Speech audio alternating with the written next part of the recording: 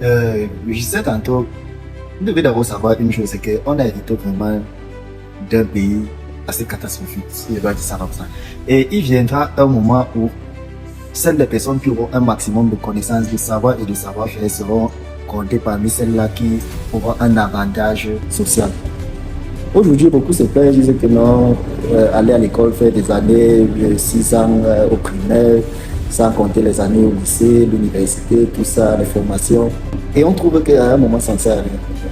Sauf que aucune forme de connaissance n'est jamais venue, bien n'est jamais inutile. Tout ce qu'on peut apprendre, tout ce qu'on peut acquérir comme savoir sera vraiment important. Sera vraiment important. Moi, par exemple, je vous prends mon exemple, je suis quelqu'un de très complexé par toute forme de connaissance. Lorsque je vois quelqu'un en face de moi, la manière de se tenir et de parler, la manière de raisonner, moi, ça me fascine beaucoup et je me dis, j'aimerais apprendre un peu plus chaque jour. J'aimerais apprendre un peu plus chaque jour. Un grand frère pour moi qui m'a beaucoup marqué, c'est le professeur Edmond Richard.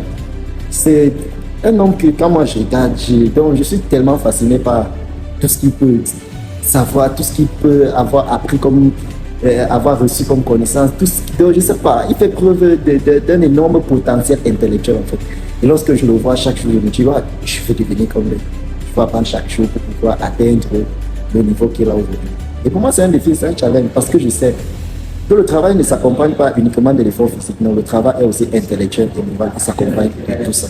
Donc, franchement, je n'ai pas assez de temps, je suis un peu occupé par le travail, mais vous devez déjà avoir ce mindset-là et se dire que la connaissance compte énormément. Et c'est un réel atout dans les vies, sincèrement. Donc, il faut vraiment se mettre au boulot et prendre en patience tout ce qui arrive aujourd'hui. Il faut vraiment que nous soyons patients, que nous puissions travailler chaque jour, pouvoir se créer des idées, pouvoir aller de l'avant, se faire des challenges, faire arriver tout ça. Et vous allez voir que dans quelques années, cela ira.